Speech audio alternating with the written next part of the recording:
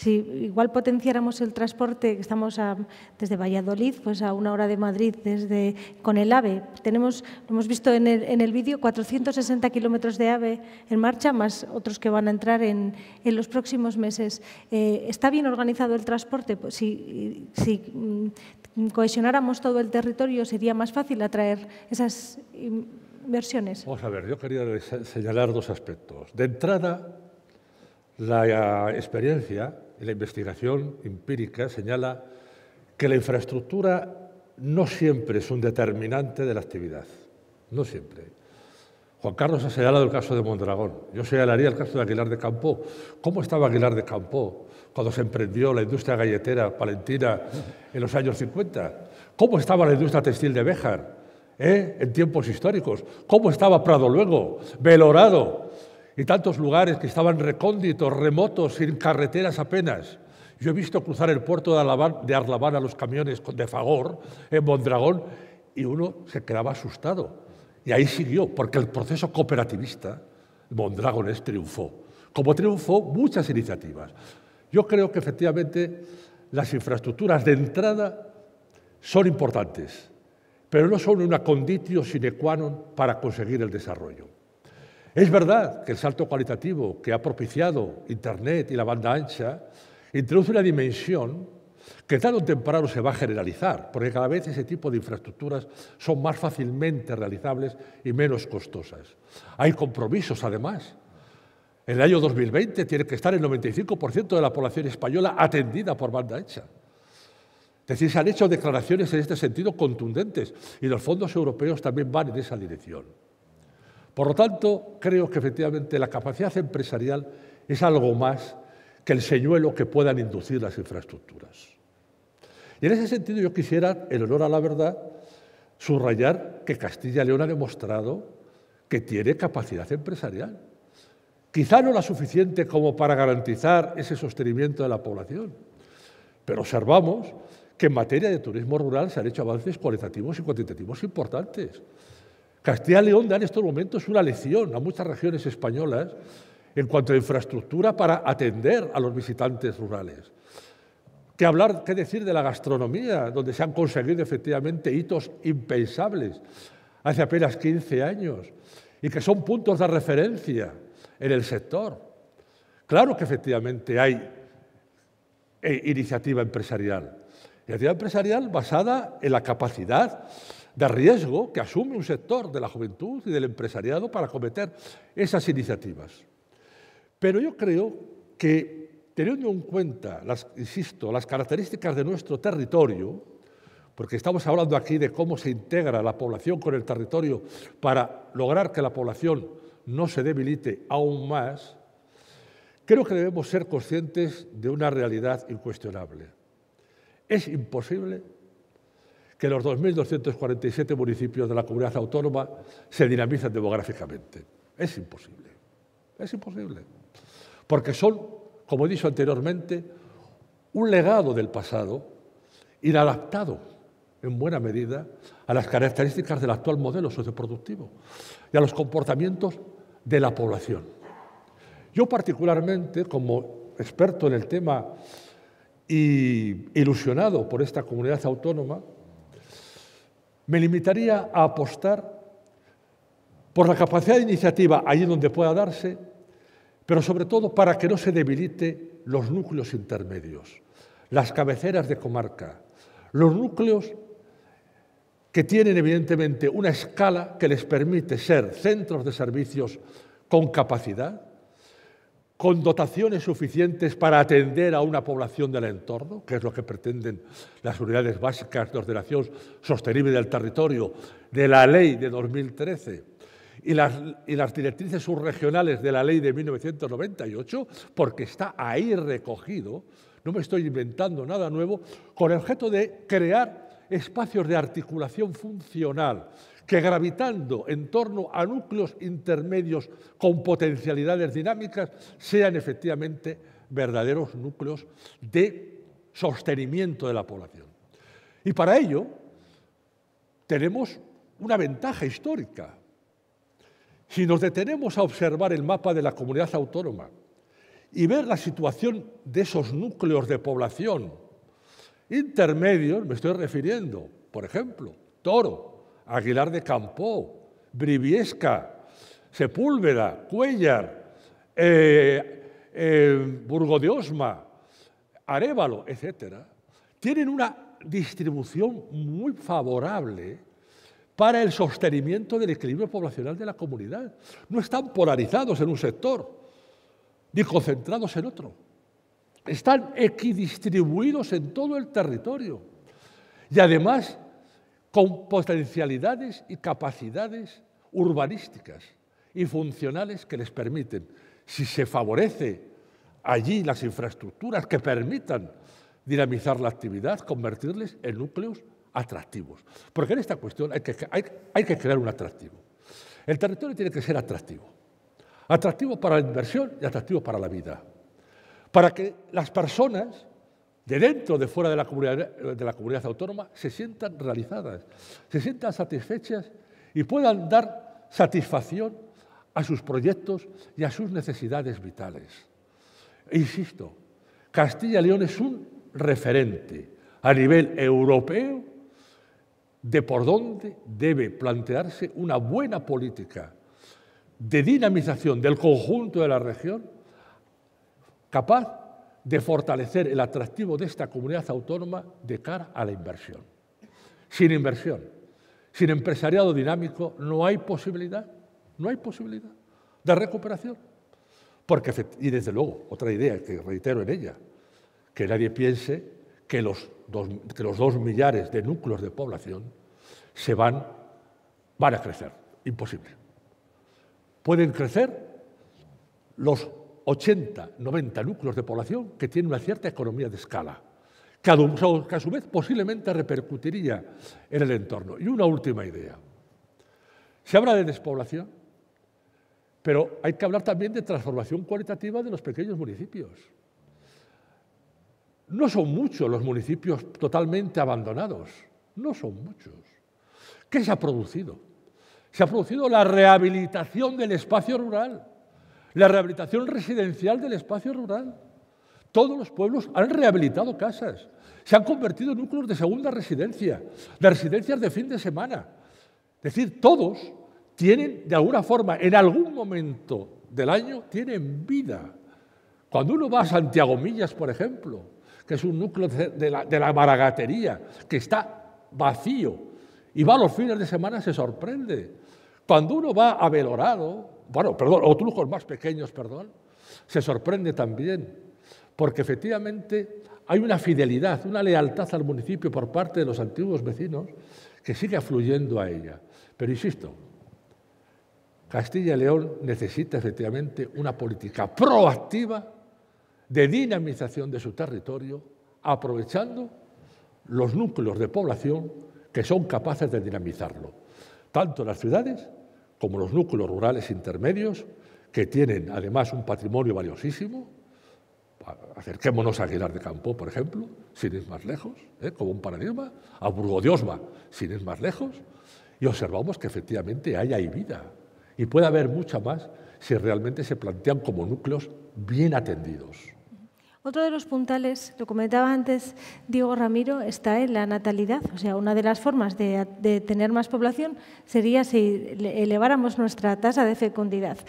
Si tener hijos es un bien social, ¿por qué no hay más políticas para que los fondos no sean flor de un día, un cheque de un año y ya nunca más? ¿Por qué? Porque la sociedad no tiene conciencia de que se pague permanentemente. Claro, si yo ya he tenido hijos, el de al lado a lo mejor los tiene que tener.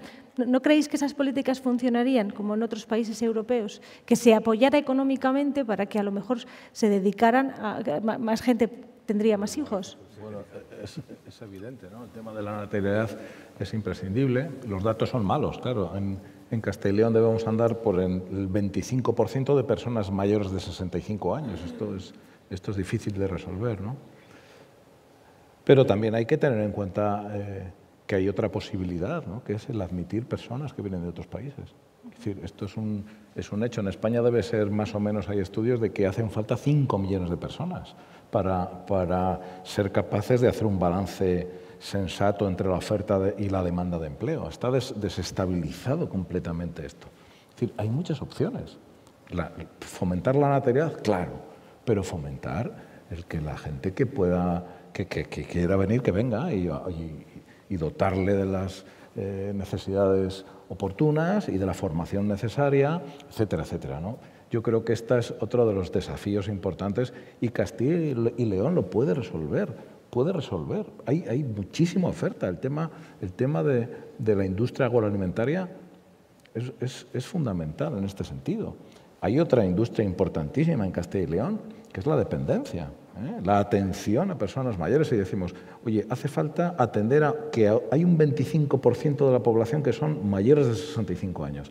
Pues la atención a estas personas es imprescindible. Y el sector que atiende a personas de más de 65 años fundamentalmente es femenino. Y si uno quiere promover la natalidad, imprescindibles mujeres. Es decir, que por ahí hay mucho recorrido también y creo que es una pregunta más que oportuna, claro que sí. ¿Qué opinión tienes de estos fondos? Bueno, en primer lugar, yo partiría de una primera premisa, que es el intentar huir de los términos catastrofistas en general, de hablar de inviernos, de suicidios, de ese tipo de términos que están siendo muy comunes en prensa y que no lo irán de demógrafos en general. Si analizamos la evolución de la demografía, por ejemplo, de Castilla y León en los últimos años, Castilla y León ha tenido durante el siglo XIX y siglos anteriores una de las peores mortalidades que ha habido en Europa, donde ni la mitad de los niños llegaban a los 10-15 años. Esos son patrones que hemos tenido hasta hace no mucho, hasta principios del siglo XX. La esperanza de vida en España estaba alrededor de los 35 años, a principios del siglo XX, y ahora estamos en los países con mayor esperanza de vida del mundo. Esos son avances que no es una visión catastrofista de la sociedad, al revés, es una visión muy positiva de la sociedad. La población española ha ido creciendo, no ha perdido población y va a seguir creciendo en los próximos años. La forma es la composición de esa población, va a tener una población migrante que va a seguir llegando y esperemos que siga llegando, porque si dejamos de ser atractivos para población extranjera, pues será un problema para nosotros en el futuro. Y el fomento de la natalidad. Vamos a poner el ejemplo de Finlandia, por ejemplo. Es un país que tiene un montón de ayudas a la familia. Bueno, Finlandia ahora mismo está en unos niveles de fecundidad muy por debajo del 2,1, que es el mítico número que se pone siempre. Pues los países nórdicos están ahora mismo con unos niveles de fecundidad cayendo simplemente porque están viviendo una crisis económica. Y esa crisis económica está afectando a la fecundidad. Si tú ahora mismo tienes a una población fundamentalmente femenina que está con un trabajo temporal o trabajo en paro, pues tu fecundidad va a ir cayendo y va a seguir cayendo hasta que no se produzcan los incentivos para hacerlo. Si tú tienes unas zonas rurales de Castilla y León en las que tú tienes una población que fundamentalmente son personas mayores, las personas mayores, perdónenme ustedes, no tienen hijos. O sea, tú tienes que tener personas en edad reproductiva en esas zonas.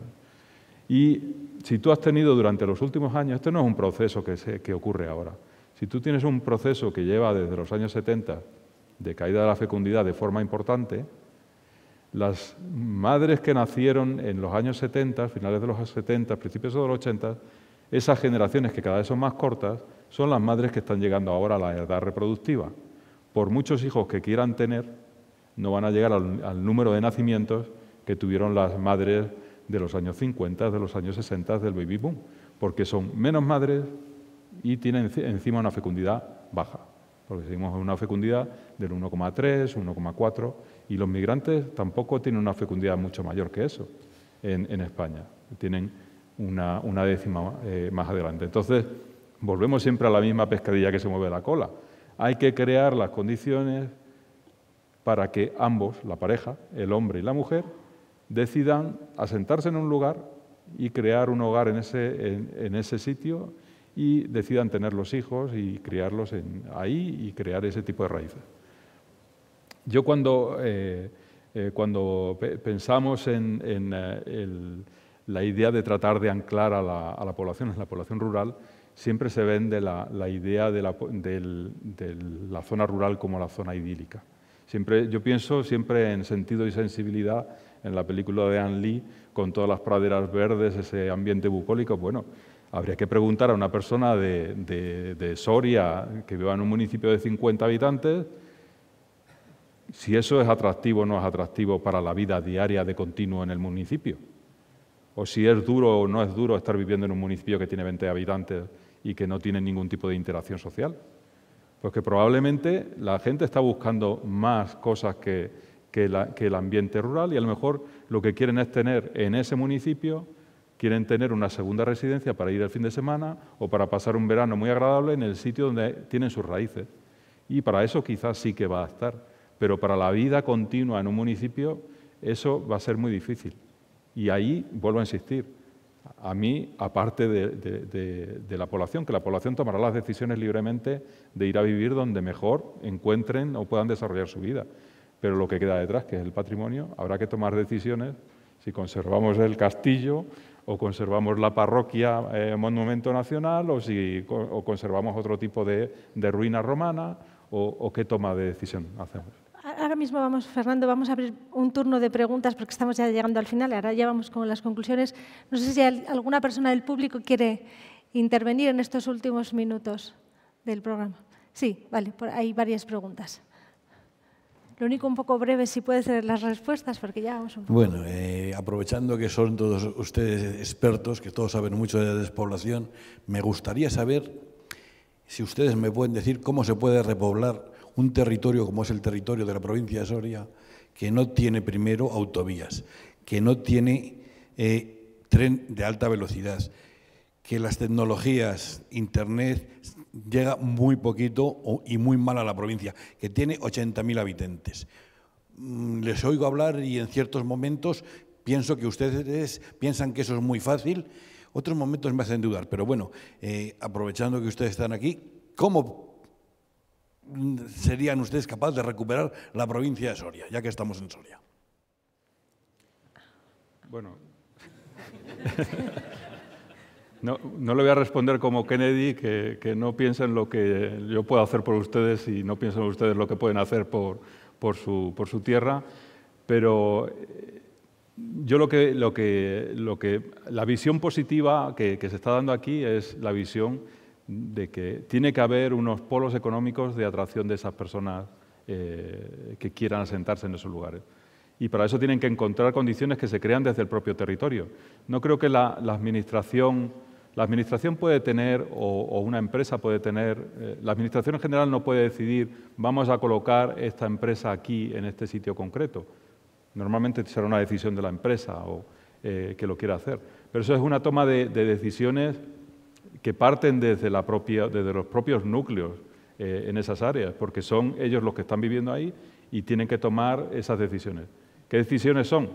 Evidentemente, hay una toma de decisiones de hacer atractivo el área para atracción de personas de población flotante que vengan a fiestas, a carnavales, a ferias, a ese tipo de cosas. Bueno, eso estará muy bien para todo lo que son restaurantes y servicios de su zona, pero ¿cómo mantiene usted esas zonas en el momento en que no hay ferias? Eso es lo que me pregunto yo. Bueno, pues, pero es que partimos de la base de que en Soria, el territorio de Soria, es un cruce que probablemente lo tenía que haber sido. Cuando han hecho las carreteras, las autovías, las han hecho bordeando la provincia de Soria, tanto por arriba, por el norte, como por el sur. Lo mismo pasa con los ferrocarriles. En Soria el ferrocarril ni está ni se le espera. No tenemos población suficiente. Es cierto, la población es la que manda, pero habría que hacer unas políticas restrictivas, no restrictivas, unas políticas en las cuales se ayudara a una zona desfavorecida, porque es que a mí me duele el alma de cuando se empieza a oír hablar de zonas despobladas, hablamos de zonas despobladas y he estado en algunos foros que me dicen la despoblación de una ciudad de 200.000 habitantes. Pues probablemente esa ciudad tenga una pérdida de habitantes en un momento dado, pero vamos a ver, estamos hablando de un territorio como Castilla y León o de un territorio como hoy que estamos aquí en Soria, que son 80.000 habitantes, que va para abajo y que la mayoría de los municipios de la provincia de Soria tienen por debajo no de los 100 habitantes, de los 15, de los 20 habitantes. Podemos quitar las cabeceras de comarca, que hay cabeceras de comarca que están muy fastidiadas. Eso no se consigue ya nada más que con medidas políticas, porque los empresarios no van a venir a colocarse en Soria, porque no tienen seguridad, porque no tienen personas para trabajar en sus fábricas. Eso yo creo que la solución para las zonas que estén altamente despobladas es solamente, y lo siento decirlo, porque yo soy un enamorado de Soria, son soluciones políticas, no tenemos otra solución. Sí, lo han comentado aquí nuestros expertos, habría que localizar algunas áreas en las que hacer planes estratégicos y lo que decía, invertir, a lo mejor buscar planes para Soria, para las ciudades más.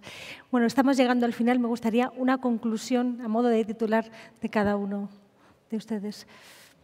Bueno, yo diría que Castilla y León tiene futuro en la medida que seamos capaces de asumir el rol que va a desempeñar un territorio localizado geográficamente donde está, no tiene solución, y con unas perspectivas de crecimiento en algunas áreas que vemos estratégicas, la propia RIS3, ¿no? La estrategia que nos viene un poco marcada desde Castilla y León en relación con toda la estrategia europea, pues nos habla de 5 áreas, ¿no? Nos habla de la agroeconomía, agricultura, ¿no? todo ese espacio, patrimonio, cultura, energía, temas médicos, automoción, por supuesto. Bueno, pues que seamos capaces de colocarnos en nuestro nivel, ¿no? Y que además seamos capaces, preguntaba este compañero, ¿no? Bueno, ¿qué hacemos aquí? Tal, pues efectivamente, ¿hace falta infraestructura? Sí. ¿Hace falta Internet? Sí. Vale, lo que hace falta son programas que no son tan caros, programas de fomento del emprendimiento. Bueno, yo querría por lo menos dar una visión algo más positiva. Que unos municipios vayan a perder población no significa que en el conjunto no se puedan crear esos polos de atracción. Y las inversiones públicas, sea como sea, se van a hacer siempre en zonas que sean donde el coste-beneficio sea mejor. ¿Y qué va a suponer eso? Que probablemente tengamos municipios muy pequeños que van a desaparecer, que no van a tener habitantes. Sí, antes de lo que se cree. ¿Que vamos a tener municipios intermedios que van a perder habitantes y van a quedar en el límite? Antes de lo que se cree.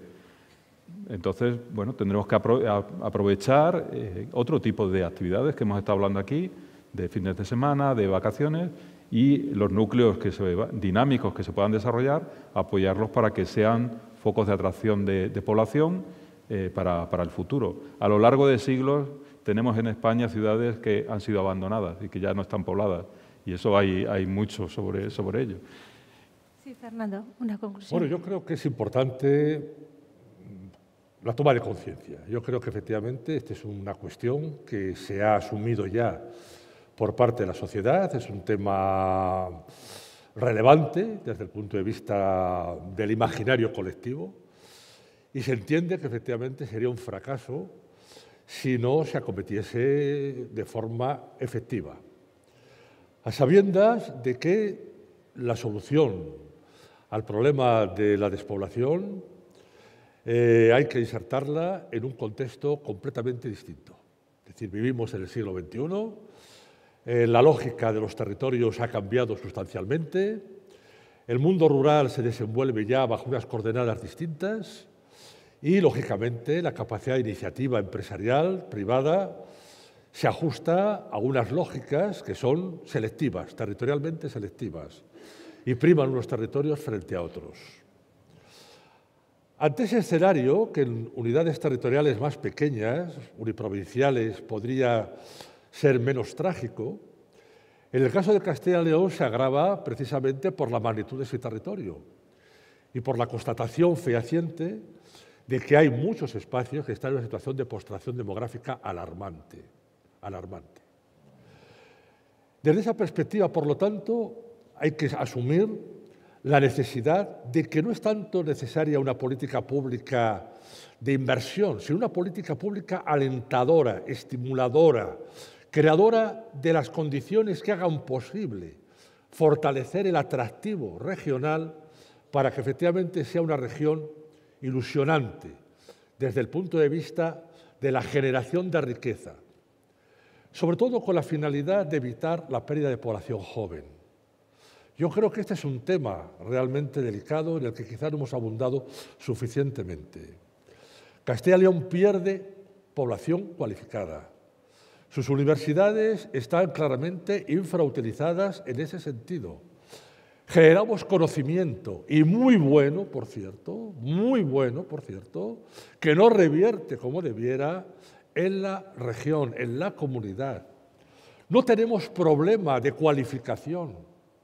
Cuando se dice que las universidades están adaptadas a las empresas, eso es mentira. Nuestras universidades forman profesionales cualificados, capaces de acudir a las ofertas de empleo y adaptarse a la cultura empresarial.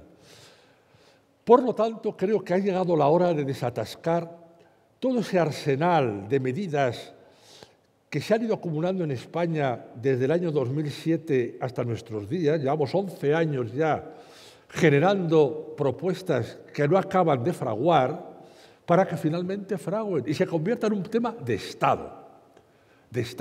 Porque además estamos perteneciendo a la Unión Europea. La Unión Europea sí es sensible a este tema. Yo quiero hacer aquí un llamamiento al reconocimiento de los grupos de acción local, del hueco que en Soria se constituye como una iniciativa muy interesante en ese sentido. Proyectos promovidos por los jóvenes en las áreas rurales, en las áreas de montaña, verdaderamente admirables. Es decir, eso hay que reconocerlo. Y finalmente, lo que digo es que asumiendo este hecho, tenemos que entender que el escenario a alcanzar pasa por evitar que la base urbana que sustenta el equilibrio regional, tanto a nivel de capitales de provincia como de cabeceras de comarca, no se siga debilitando. Porque eso, si se dinamiza, acabará repercutiendo en el resto. Muchísimas gracias. La verdad es que podríamos estar hablando horas de este tema. Gracias, Juan Carlos. Gracias, Diego. Gracias, Fernando. A todos ustedes, gracias también por habernos acompañado. Les emplazamos a un próximo Proyecto Horizonte será sobre educación en Zamora. Gracias por estar ahí. Hasta pronto.